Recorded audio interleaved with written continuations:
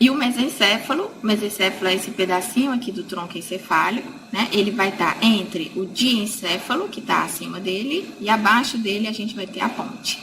Então, aonde termina aqui a base da ponte, ó, a gente pode traçar um tracinho aqui, a gente vai ter o limite entre ponte e mesencéfalo, seria o limite inferior do mesencéfalo. E superiormente, ó, se eu traçar uma linha mais ou menos aqui nessa altura, eu vou ter o limite superior do mesencéfalo, tá? Então, superiormente a ele, a gente tem o diencéfalo, e inferior ao mesencéfalo, eu vou ter a ponte, tá? O mesencéfalo, ele é atravessado por esse canal importante, que é o chamado aqueduto cerebral. O aqueduto cerebral, ele vai transportar o líquor que está vindo lá do terceiro ventrículo, que é a cavidade do diencéfalo, para o quarto ventrículo, que é a cavidade do romboencéfalo aqui embaixo. Então, nós temos o aqueduto cerebral atravessando o mesencéfalo, e ele vai fazer uma divisão importante, tá? As estruturas do mesencéfalo que estão atrás, posterior ao aqueduto, nós vamos chamar essa região de tecto do mesencéfalo. E toda a região anterior são os chamados pedúnculos cerebrais do mesencéfalo, tá? Então, se eu pegar aqui a outra metade, ó, e fechar, a gente vai observar, anteriormente no mesencéfalo, que forma ali, entre os pedúnculos cerebrais, faz uma região profunda ali. Essa região fundia nós vamos chamar de fossa interpeduncular, que está entre os pedúnculos cerebrais do mesencéfalo, ok? Agora vamos pegar o modelo aqui maior para a gente estudar ele com mais detalhes, né?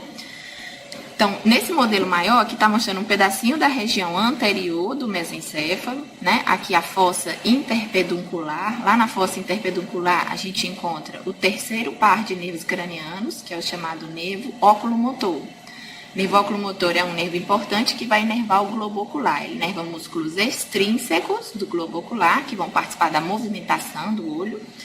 E ele vai inervar também músculos intrínsecos do globo ocular, que participam, né, o músculo esfíncter da pupila, que vai fazer a miose, né, a constrição da pupila, e o músculo ciliar, que é a comodo cristalino. Também são inervados pelo nervo oculomotor, né? Então, o nervo oculomotor nós vamos encontrar ele lá na fossa interpeduncular. Se eu fizer um corte transversal ou horizontal aqui do mesencéfalo e olhar por cima, o que nós vamos observar? Vamos procurar aqui, nessa região, o aqueduto cerebral. Nós achamos aqui o aqueduto cerebral. Então, tudo que está posterior ao aqueduto cerebral, a gente já sabe que é o tecto. Anteriormente, são os pedúnculos cerebrais. E os pedúnculos cerebrais, eles vão ser divididos em região do tegmento, aqui é a região do tegmento, e aqui é a região da base do mesencéfalo, tá? Então, a gente está observando que entre o tegmento e a base, existe essa faixa mais escurinha, tá? Essa região é a chamada substância negra. A substância negra é uma área importante do mesencéfalo que possui neurônios que utilizam a dopamina como neurotransmissor, tá? Esses neurônios produtores de dopamina são importantes na regulação do movimento. Eles vão fazer conexão com o corpo estriado, né, dos núcleos da base. E eles são esses os neurônios que se degeneram na síndrome de Parkinson, tá? Quando a pessoa tem a síndrome do Parkinson, ela tem aquela diminuição geral de movimentos devido à falta da dopamina que é produzida por esses neurônios da substância negra. Então, é uma importante estrutura aqui no mesencéfalo, né? Então, a gente viu aqui aqueduto cerebral, região do tecto do mesencéfalo, região do tegmento, região da base, a fossa interpeduncular. Aqui, se a gente observar a substância negra, nas duas extremidades dela, de um lado e do outro, que ajudam a delimitar aqui o tegmento da base, a gente tem aqui na lateral o chamado sulco lateral do mesencéfalo, e na porção interna, de onde está saindo de fato o nervo oculomotor, a gente tem o chamado sulco medial do pedúnculo cerebral, tá?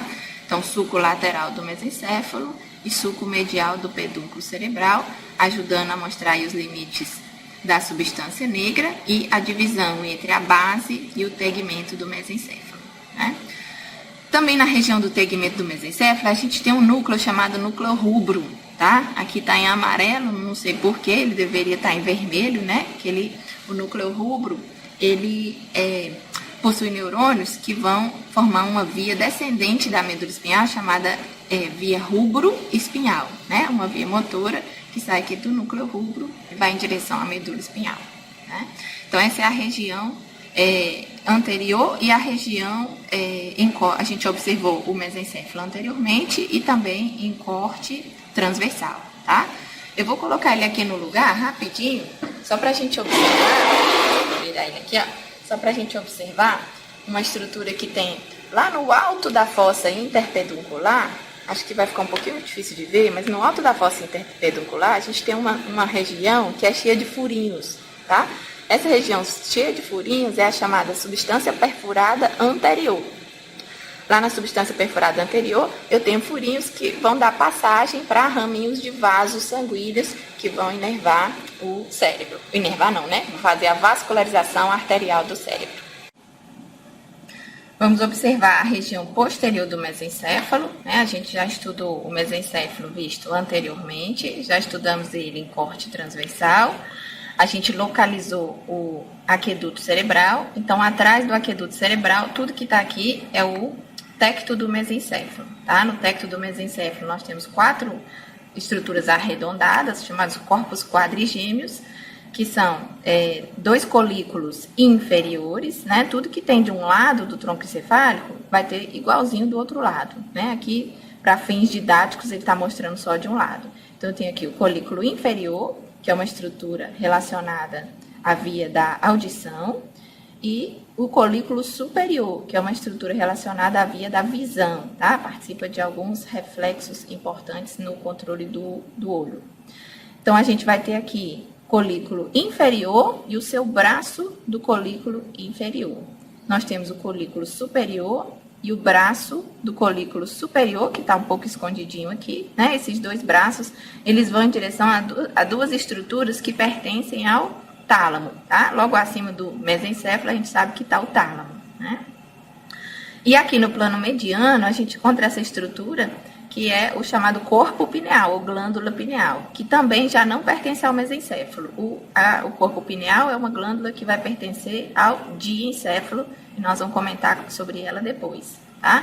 Então, na região do tecto, a gente vai ter os colículos, os braços dos colículos, e abaixo do colículo inferior, o 4º par de nervos cranianos, que é o chamado nervo troclear. O nervo troclear, parzinho, sai aqui abaixo do colículo inferior e dá a volta em direção anterior.